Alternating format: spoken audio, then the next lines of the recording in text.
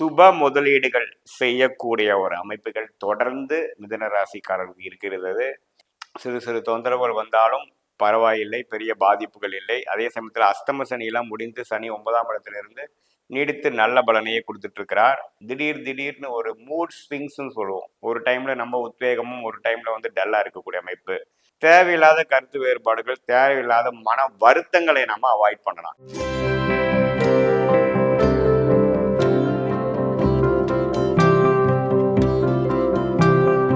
வணக்கம், நான் உங்கள் அன்பான சயின்டிபிக் வேதிக் அஸ்ட்ராலஜர் அஸ்ட்ரோரஞ்சி பேசுகிறேன். நல்லது நினைப்போம், நல்லதே நடக்கும். பார்த்தீங்கன்னா, நம்மளுடைய வீடியோஸில் எந்தவித மூட நம்பிக்கைகள் போகாமல், பரிகாரங்களுக்குள்ள போகாமல், சயின்டிபிக் வேதிக் அஸ்ட்ராலஜி முறையில் உள்ளவாறு பார்த்துட்டு இருக்கோம். அந்த வகையில் இந்த வீடியோவில் நம்ம என்ன பார்க்க போகிறோம்னா, மிதுன ராசிக்காரர்களுக்கு செப்டம்பர் 2022 24 எப்படி இருக்க போகுதுன்னு பார்க்க போகிறோம்.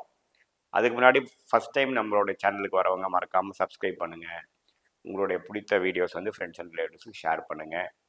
இப்போ பார்த்தீங்கன்னா, மிதுன ராசிக்காரர்களுக்கு 2024 செப்டம்பர் மாதம் எப்படி இருக்க போகுதுங்கிற பார்க்கும்பொழுது, ஆண்டு கிரகம் என்று சொல்லப்படுகிற குரு நீடித்து 12ஆம் இடத்திலேயே பார்த்தீங்கன்னா இருக்கிறார். வெளி ஊர், வெளிநாடு, வெளி மாநிலம் டிராவல் பண்ணக்கூடிய அமைப்புகள், சுப முதலீடுகள் செய்யக்கூடிய ஒரு அமைப்புகள் தொடர்ந்து மிதுன ராசிக்காரர்களுக்கு இருக்கிறது. அதாவது ஒரு விஷயத்தை கொடுத்து ஒரு விஷயத்தை வாங்குது, அல்லது பணப்புழக்கத்தில் வந்து ஒரு வேற மாதிரி ஒரு விஷயத்தை பண்ணி கடன் வாங்கி நம்ம வந்து அபிவிருத்தி செய்வது, அதர் பீப்புள்ஸ் மணி வாங்கி ஒன்று பண்ணுறது, அல்லது ஒரு இடத்தை ஒரு வீட்டை விற்று இன்னொரு இடம் வாங்குறது, அது மாதிரி விஷயங்கள்லாம் பரிபூர்ணமாக மே மாதத்திலிருந்து அடுத்த வரக்கூடிய ஏப்ரல் 2025 வரைக்கும் போயிட்டு இருக்கக்கூடிய அமைப்பு தொடர்ந்து செப்டம்பர் மாதத்திலேயே இருக்கு.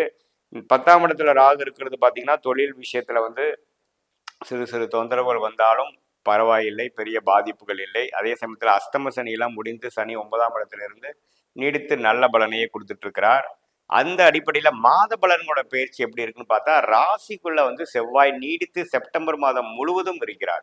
மிதுன ராசிக்கு ஆகாத ஒரு கிரகம் என்று சொன்னால் 6ஆம் வீட்டுக்கு 11 கூடிய செவ்வாய் தான். அவர் ராசிக்குள்ளே இருந்து மிதுன ராசிக்காரங்களை ஒரு மனக்கலக்கங்களும், திடீர்னு ஒரு மூட் ஸ்விங்ஸ்ன்னு சொல்லுவோம். ஒரு டைம்ல நம்ம உத்வேகமும், ஒரு டைம்ல வந்து டல்லா இருக்கக்கூடிய அமைப்பு. 7ஆம் இடம் என்று சொல்லப்படுகிற மனைவி, குடும்பம், கணவர், நண்பர்கள், பங்குதாரர்களை கொடுக்கக்கூடிய 7ஆம் இடத்தை பார்த்து கொஞ்சம் பாதிப்பு கொடுக்கக்கூடிய அமைப்புகள் செப்டம்பர் மாதம் இருக்கு. ஸோ உங்களுடைய நண்பர்கள் விஷயத்துல, உங்களுடைய அடிக்கடி நீங்க மீட் பண்ணக்கூடிய colleagues, friends, partners, customers, clients, family members எல்லாம் கொஞ்சம் கேர்ஃபுல்லாக இருந்து, உங்களுக்கு அவங்க பண்ணுறது பிடிக்கல, உங்களுக்கு ஒரு கோபம் வர மாதிரி இருந்தாலும் அதை வந்து எப்படி சொல்லி அதை பண்ணணும், இது சொல்கிற நேரம் கரெக்டான நேரமா, அல்லது நம்ம சொன்னால் எப்படி எடுத்துப்பாங்க அப்படிங்கிற மாதிரி விஷயங்கள்லாம் கொஞ்சம் உணர்ந்து செய்தீங்கன்னா, தேவையில்லாத கருத்து வேறுபாடுகள், தேவையில்லாத மன வருத்தங்களை நம்ம அவாய்ட் பண்ணலாம். ஏன்னா ராசிக்குள்ளேயே செவ்வாய் இருந்து கோவத்தையும் ஒரு டைம் பார்த்தீங்கன்னா கண்ட்ரோல் பண்ண முடியாத அளவுக்கு ஒரு விதமான எமோஷனல் இம்பேலன்ஸ் கொடுக்கக்கூடிய அமைப்புகள் வந்து மிதுன ராசிக்காரர்களுக்கு கொஞ்சம் செப்டம்பர் மாதம் முழுதும் இருக்குது. ஏன்னா செவ்வாய் வந்து ராசிக்குள்ளேயே இருந்து 7ஆம் இடத்தை பார்க்குறார். அதே சமயத்தில் குரு பார்வையெல்லாம் இல்லாமல் இருக்குது. அந்த செவ்வாயே பார்த்தீங்கன்னா மாதத்தின் இறுதி வாரத்தில் வந்து புதன் என்று சொல்லப்படுகிற ராசி அதிபதியே பார்க்குறார். புதன் வந்து கேதுவோட சேர்ந்து இருக்குது. செவ்வாயின் பார்வை பெறுவது, ராசியும் செவ்வாயால் பாதிக்கப்பட்டு ராசி அதிபதியும் செவ்வாயின் 4ஆம் பார்வை பெறுவது பார்த்தீங்கன்னா கொஞ்சம் உடம்பு ரீதியான விஷயங்கள், மன ரீதியான விஷயத்தில் கொஞ்சம் கேர்ஃபுல்லாக இருக்கணும். பட் என்னதான் இருந்தாலும் குரு 12ஆம் இடத்திலிருந்து ராசி அதிபதியை பார்த்து பெரிய ஒரு பிரச்சனைகள் கொடுக்கக்கூடிய அமைப்பு அளவுக்கு இருக்காது.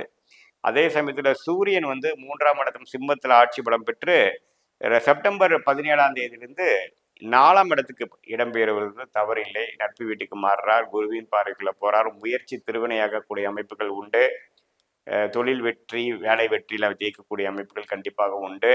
அதே சமயத்தில் மிதுன ராசிக்கு மிகவும் யோகத்தை கொடுக்கக்கூடிய சுக்கிரன் நீச்சமாக இருந்து 4ஆம் இடத்துல கேதுவோட சேர்ந்து குருவோட பார்வையில் இருந்தாலும் செப்டம்பர் மாதம் 18ஆம் தேதிக்கு அப்புறம் 5ஆம் இடம் என்று சொல்லப்படுகிற பூர்வ புண்ணிய ஸ்தானம், அருமையான லக்ஷ்மி ஸ்தானத்துக்கு போய் ஆட்சி பலம் பெறுவது மிகவும் அருமையான ஒரு விஷயம். ஸோ செப்டம்பர் 18க்கு அப்புறம் பார்த்தீங்கன்னா இன்பங்கள், கொஞ்சம்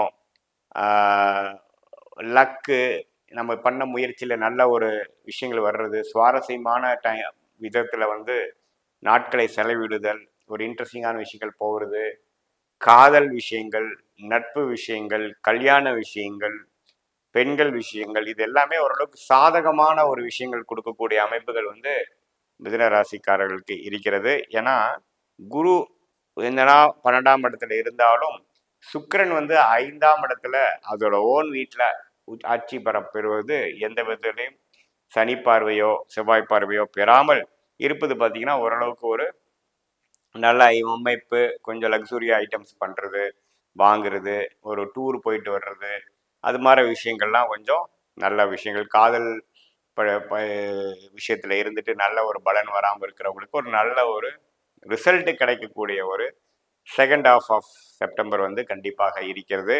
அதே சமயத்தில் சுக்கிரனோட பயிற்சி நல்லா இருக்குது, சூரியனோட பயிற்சி நல்லா இருக்குது. புதன் பார்த்தீங்கன்னா 3ஆம் இடத்துல முயற்சி ஸ்தானத்தில் ராசி அதிபதியாகிய புதனே செப்டம்பர் 4ஆம் தேதியிலிருந்து செப்டம்பர் 22ஆம் தேதி வரைக்கும் 3ஆம் இடத்துல இருப்பது நல்ல ஒரு விஷயம். என்னதான் சனி பார்வை பெற்றாலும் அது வந்து 3ஆம் இடத்துல நட்பு வீட்டில் இருப்பது வந்து தவறு இல்லை, ஓரளவுக்கு பரவாயில்லை. ஸோ 17ஆம் தேதி வரைக்கும் 16ஆம் தேதி வரைக்கும் சூரியனும் புதனும் இருந்து 16ஆம் தேதிக்கு அப்புறம் புதன் மட்டும் தனித்திருப்பது தவறில்லை. ஸோ ராசி அதிபதி வந்து கொஞ்சம் புத்தி சுவாதீனமாகவும் ஒரு கூர்மையாகவும் எல்லாமே ஓரளவுக்கு நல்லா யோசித்து செயல்படக்கூடிய அமைப்புகள் கண்டிப்பாக உண்டு. ஸோ பொதுவாக பார்க்கும் பொழுது மாதத்தின் செகண்ட் ஹாஃப் வந்து ஓரளவுக்கு குதூகலமான ஒரு விஷயமும் ஒரு ரிசல்ட்டு நல்லாவே வந்து கிடைத்து கொஞ்சம் வாழ்க்கை இன்ட்ரெஸ்டிங்காக போகக்கூடிய அமைப்புகளும், முதல் 2 வாரம் பார்த்தீங்கன்னா ஒரு உழைப்பு சம்மந்தப்பட்ட விஷயங்களும், அதுக்கு வேணுங்கிற சில முயற்சிகளும், அதுக்கு தகுந்த மாதிரி ஒரு சில விஷயங்கள் பண்ணக்கூடிய அமைப்புகள் உண்டு. மாணவர்களுக்கு வந்து மிடில் ஆஃப் த மந்த்தில் ஓரளவுக்கு புதன் நல்லாவே இருக்கிறதுனால புத்தி கூர்மை கான்சன்ட்ரேஷன்லாம் கொஞ்சம் இம்ப்ரூவ் ஆகக்கூடிய அமைப்புகள் உண்டு.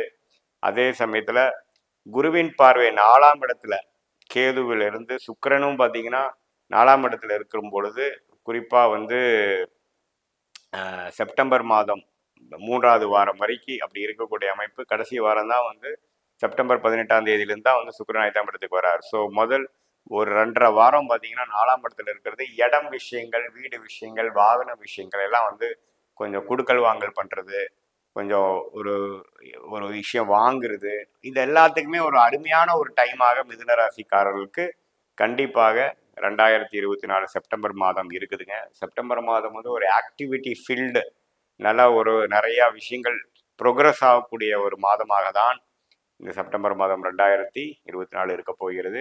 பிற்காலத்தில் வரக்கூடிய விஷயத்துக்கு ஒரு ஃபவுண்டேஷன் விஷயம் கொடுக்கறதாக இருக்கிறது. இது வந்து ஒரு பொதுவான பலன் தான். உங்களுடைய தசாபுக்திகள் வந்து கொஞ்சம் நல்ல சிறப்பான தசாபுக்திகள் போகும்போது இன்னும் கொஞ்சம் தூக்கலான பலன்களும், ஒரு சுமாரான தசாபுக்தி போகும்போது நான் சொன்ன நல்ல பலன்கள் குறைவாகவும் சாதகமற்ற பலன்கள் அதிகமாக இருக்கக்கூடிய அமைப்புகள் இருக்குது. அது உங்களுடைய ஜென்ம ஜாதகம் பார்த்து தான் துல்லியமான பலன் எடுக்க முடியும். மீண்டும் மற்றொரு காணொலியில் சந்திப்போம். நன்றி, வணக்கம்.